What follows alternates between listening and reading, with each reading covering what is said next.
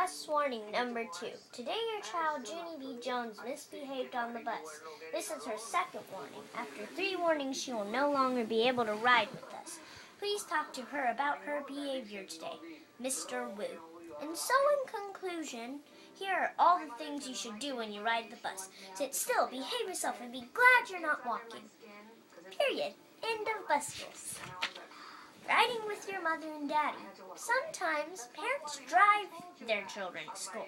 There are 2 reasons for this usually. Reason number 1. The first reason parents drive you to school is because your bus comes very too early and your mother and daddy are sleepyheads. Sleepyheads sleep way too late. Then they quick spring up and they rush you out the door and they drive you to school in their pajamas. Reason number 2. The second reason parents drive you is you were supposed to take the bus, but you accidentally spilled your cereal down the front of you at breakfast, and then you accidentally danced with Teddy instead of changing your clothes, and so you accidentally missed the bus and Mother had to drive you. This situation has happened in my own actual life. Mother was not present in the car that day. This was grouchy Mother's conversation. So we were coming from the house. Did you remember to bring your homework, or were you too busy dancing with Teddy? Stop poking your brother. If you don't stop poking your brother, I am driving this car to the county jail. It looks like someone was so busy dancing that she forgot to comb her hair. Have a nice day. Then we finally went to school. And one thing I should tell you guys about that. I never should have told her Sheldon's story about the county jail. Carpooling. Some children get to school by carpooling. Carpooling is the grown-up word for when different mothers and daddies take turns driving a bunch of children to school that they don't even know hardly.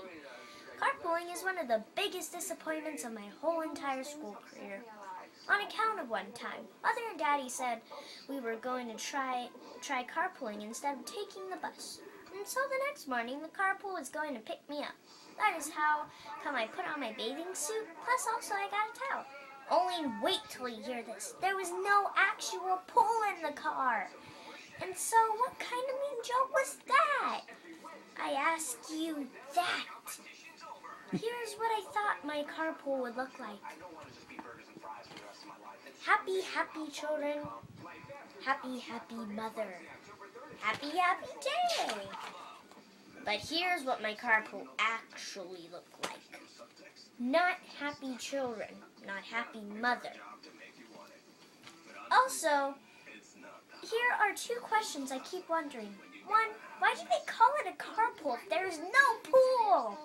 2, why can't grown-ups just call stuff what it really is?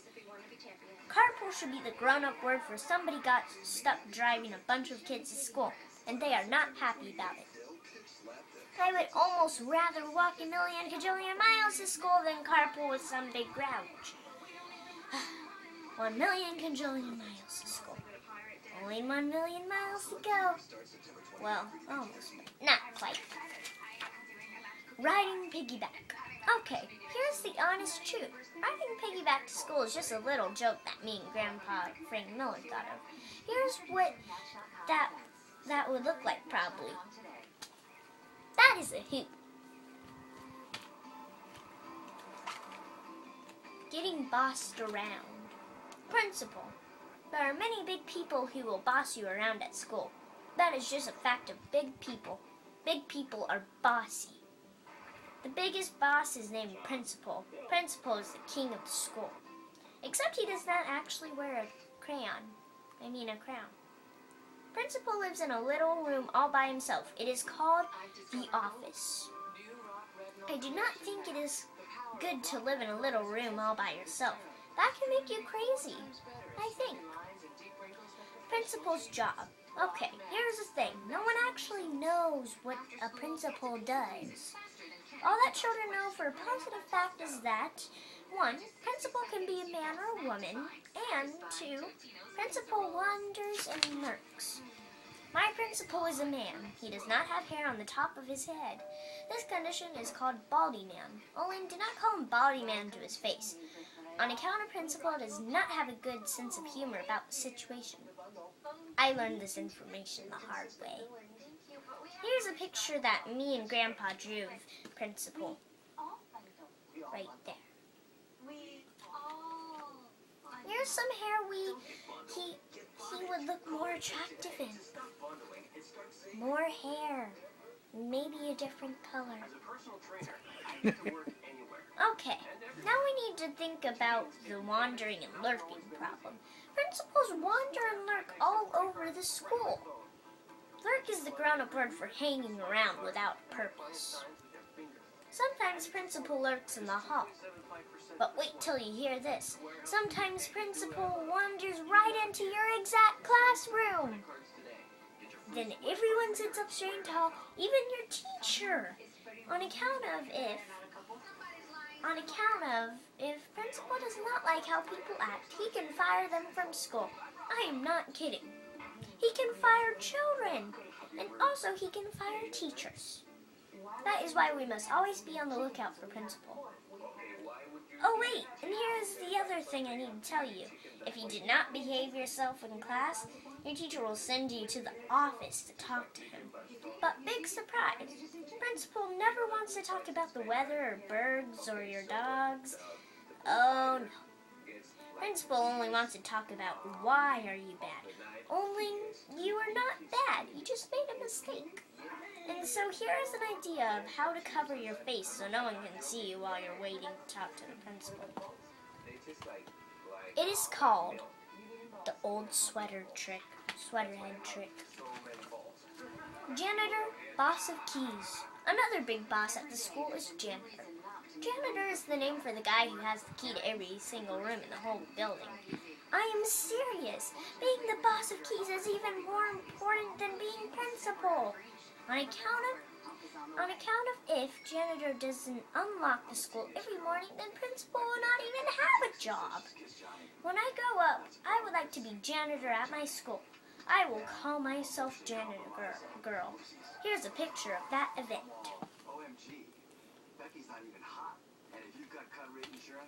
The janitor at my school is named Gus Valney. Gus Valney fixes stuff and cleans stuff and paints stuff and builds stuff and patches stuff and shines stuff. He has a million tools in his closet. He can also stuff that no one else can open. Also, he has sponges. I enjoy sponges very, very lot. I drew this picture of Gus Valney's closet. I put some extra stuff in there for him. He would like these extra items, probably. This thing could poke your eye out. I drew a little mirror so Gus can fluff himself. Who doesn't love a cheesy snack cracker now and then? Gus Valney does not actually like squirrels, but a squirrel would be a nice addition to his closet.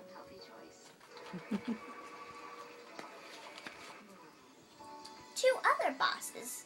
Okay, here are two other important bosses that you'll need to know. First, there is my favorite one, the boss of cookies. At my school, the boss of cookies is Mrs. Gladys Gutzman. Gladys is the boss of the whole entire cookie operation. She makes them, she bakes them, and then she brings them to the little children. Gladys Gutzman is the bestest boss in the whole world. Here's a picture I drew of her. I made her out of sugar cookie shapes. I'm not actually allowed to call her Gladys, by the way.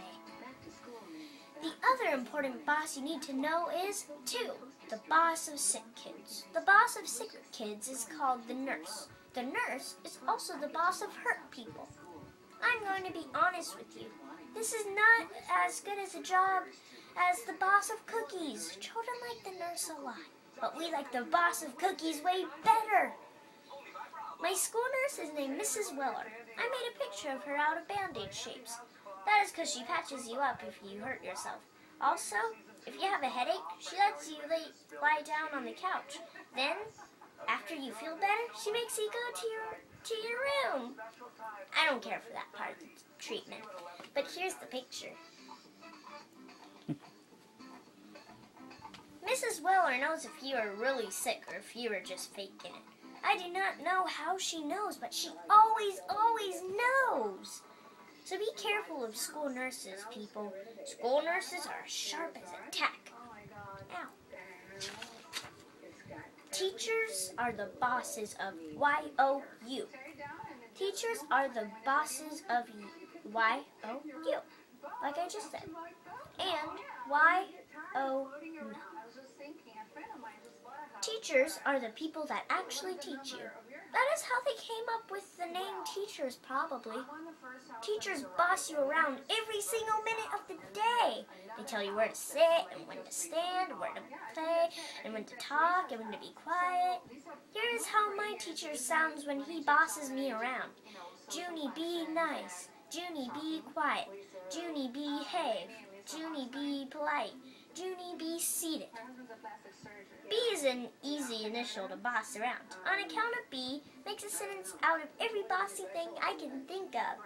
I would like to have the initial W, because Junie W, nice, doesn't sound like bossing. Junie W, nice, doesn't even make sense in fact. Here are some helpful hints to follow if you don't want to get bossed so much. You should be nice, be quiet, behave, be polite, be seated. If you can do all of those things every single day, you are way better than me. Teacher the first. So far I've had two different teachers. My teacher the first was my kindergarten teacher. Her name was Mrs. She had another name too, but I just like Mrs. And that's all. Mrs. had longish hair. She was very nice. Here are some of the things I remember about her. 1. Sometimes she stared at me a real long time. 2. Sometimes she sat me at a table all by myself. 3. Sometimes she marched me to the office. 4. Sometimes she looked at me and took aspirin. Now that I think about it, maybe Mrs. wasn't that nice. Here's a picture of Mrs. taking aspirin. I'm giving her water. That is very thoughtful of me. Teacher the second. This year I